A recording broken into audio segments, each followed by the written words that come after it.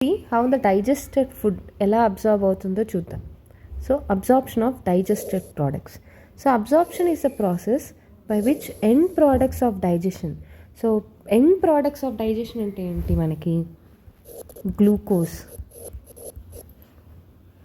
Fructose, గ్యాలాక్టోస్,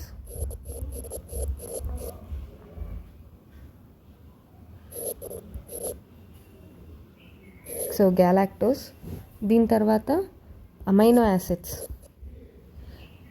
fatty acids, glycerol, sugars, nitrogenous bases, ఇవన్నీ end products. ఈ end products అన్నీ ఎలా అబ్జర్వ్ అవుతాయి? Through intestinal mucosa into blood or lymph. It is carried out by active, passive and facilitated transport mechanisms. Small amounts of monosaccharides like glucose, amino acids and some electrolytes like chloride ions are generally absorbed by simple diffusion.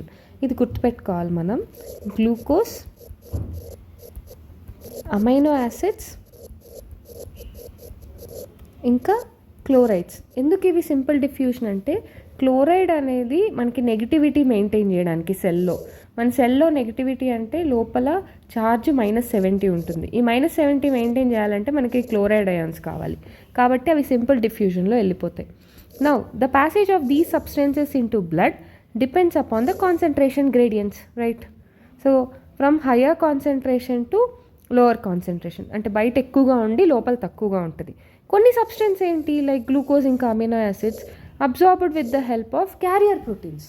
దాన్ని మనం ఏమంటున్నాం? Facilitated transport అంటున్నాం. So transport of water అనేది depends upon osmotic gradient, అంటే water necessity ఉంటే water తీసుకుంటుంది, లేకపోతే లేదు. So active transport occurs against the concentration gradient. ఇదే మనకి అగెయిన్స్ట్ కాన్సన్ట్రేషన్ గ్రేడియంట్ జరిగితే దాన్నే మనం యాక్టివ్ ట్రాన్స్పోర్ట్ అంటాం. Hence requires energy. So various nutrients like amino acids, monosaccharides like glucose and electrolytes like sodium. So ఇవన్నీ కూడా ఈ మెకానిజం ద్వారా వెళ్తాయి అన్నమాట. సో ఫ్యాటీ యాసిడ్స్ ఇంకా గ్లిజరాల్ అనేవి ఇన్సాల్యుబుల్, అవి they cannot absorb in to the blood. So కాబట్టి ఇవి ఫస్ట్ ఎలా అంటే ఒక చిన్న డ్రాప్లెట్స్గా ఫామ్ అవుతాయి like measles, so which move in to intestinal mucosa. So ఇవన్నీ ఏంటంటే వీటి చుట్టూ ఒక చిన్న ప్రోటీన్ లేయర్ ఫామ్ అవుతుంది, ప్రోటీన్ కోటెడ్ ఫ్యాట్ గ్లోబ్యూల్స్ ఈ మిసిల్స్ చుట్టూ. దీన్నే అప్పుడు మనం ఏమంటామంటే ఖైలోమైక్రాన్స్ అంటాం. ఇవి లింఫ్ వెజల్స్, లాక్టియల్స్ లోపలికి ఈజీగా వెళ్ళిపోతుంది. These lymphatic vessels ultimately resemble the absorbed substances in to the blood stream. ఈ లింఫాటిక్ వెజల్స్లో నుంచి ఫైనల్గా బ్లడ్ స్ట్రీమ్లోకి వెళ్ళిపోతుంది. So absorption of substance takes place in different parts of alimentary canal. మౌత్లో అయితే కొన్ని డ్రగ్స్ మౌత్ నుంచి వెళ్ళిపోతాయి. స్టమక్ నుంచి అయితే ఆల్కహాలు, వాటర్, సింపుల్ షుగర్స్ వెళ్ళిపోతాయి. స్మాల్ ఇంటెస్టైన్లో ఫైనల్గా ఇందాక చెప్పిన ఫైనల్ ప్రోడక్ట్స్ ఆఫ్ డైజెషన్ వెళ్ళిపోతుంది. లార్జ్ ఇంటెస్టైన్లో అయితే కొంత అమౌంట్ ఆఫ్ వాటర్ ఇంకా వైటమిన్స్, మినరల్స్ వెళ్తాయి. సో హవెవర్ మ్యాక్సిమం అబ్జార్ప్షన్ వచ్చి స్మాల్ ఇంటెస్టైన్లోనే జరుగుతుంది. ఇక్కడ ఒక సమ్మరీ ఇచ్చారు మనకి. సో కొన్ని drugs which come in contact with mucosa of mouth and lower side of the tongue absorb into blood capillary linings them. Absorption of water, simple sugars, alcohol ఇక్కడ జరుగుతుంది. ఇది మెయిన్ ప్రిన్సిపల్ ఆర్గాన్ అనమాట small ఇంటెస్టైన్లో for absorption of nutrients. Digestion is completed here. ఇక్కడతో మొత్తం digestion finish అయిపోతుంది. And the final products of digestion such as glucose, fructose, ఇంకా fatty acids, glycerol, amino acids are absorbed through the mucosa into the bloodstream and in the lymph. Absorption of water and some minerals and drugs takes place here. ఇక్కడ కూడా drugs. Absorbed substances ఏమవుతాయంటే ఫైనల్గా మనకి టిష్యూస్లోకి వెళ్తుంది, which utilize them for their activities. ఈ ప్రాసెస్ని మనం assimilation అంటాం. ఎప్పుడైతే అబ్జార్బ్డ్ ఫుడ్ ఫైనల్గా టిష్యూస్ రీచ్ అయ్యి అది వాటిని యూజ్ చేయగలుగుతుందో వాటి యాక్టివిటీస్కి, దాన్నే మనం అబ్జార్ప్షన్ అని పిలుస్తాం, దాన్నే మనం అసిమిలేషన్ అంటాం. సో ఇంకా digestive waste సాలిడిఫైస్ into coherent faces in the rectum. So initiate the neural reflex causing an urge and desire for its removal. So the ejection of faeces to out side through anal opening, anus ద్వారా అది, so ఈ neural mechanism ద్వారా మనకి ఈ faeces అనేది బయటికి eject అవుతుంది. దాన్ని మనం డెఫికేషన్ అంటాం. Is a voluntary process. ఇది ఒక voluntary process and it is carried out by mass peristaltic movement. ఇదే పెరిస్టాలిసిస్ అనేది మనం ఈసోఫాగస్లో చూస్తాం. ఇక్కడికి వచ్చేసరికి మనం మాస్ పెరిస్టాలిసిస్ అనేది కావాలి.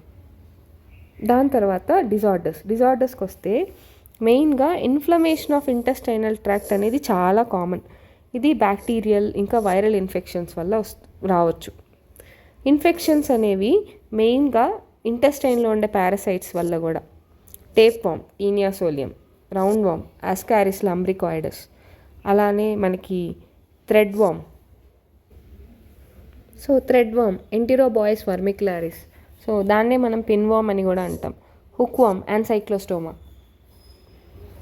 So next jaundice. సో ఈ జాండిస్ అనేది ఏంటంటే లివర్ అఫెక్ట్ అయినప్పుడు వస్తుంది. సో స్కిన్, ఐస్, సో ఇవన్నీ ఏంటంటే ఎల్లోగా టర్న్ అవుతాయి due to accumulation of bile pigments. Vomiting అనేది it is an ejection of stomach contents. నా మౌత్ నుంచి మన స్టమక్లో ఉండే కంటెంట్స్ అన్నీ బయటకు వస్తే దాన్నే వామిట్ అంటాం. దీన్ని వామిటింగ్ అనేది రిఫ్లెక్స్ యాక్షన్ అనమాట.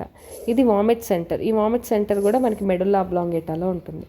సో వామిటింగ్ వచ్చేలాగా ఫీలింగ్ ఉంటే దాన్నే మనం నాసియా అంటాం.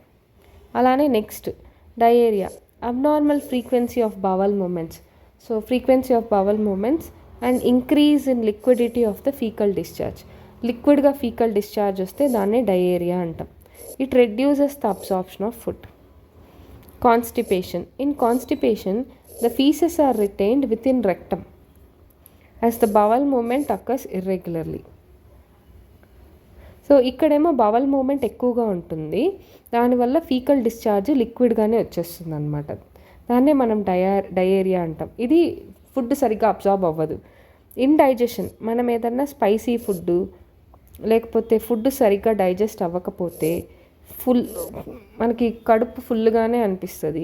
ఇండైజెషన్, ఇంకా ఇన్అడిక్వేట్ ఎంజైమ్స్ ప్రొడ్యూస్ అవ్వడం, anxiety, food poisoning, over eating, ఇంకా స్పైసీ ఫుడ్. సో ఇవన్నీ కూడా ఇండైజెషన్ యొక్క ప్రాబ్లమ్స్. సో ఇవి డిజార్డర్స్ ఇంకా absorption of digestion. Okay, thank you.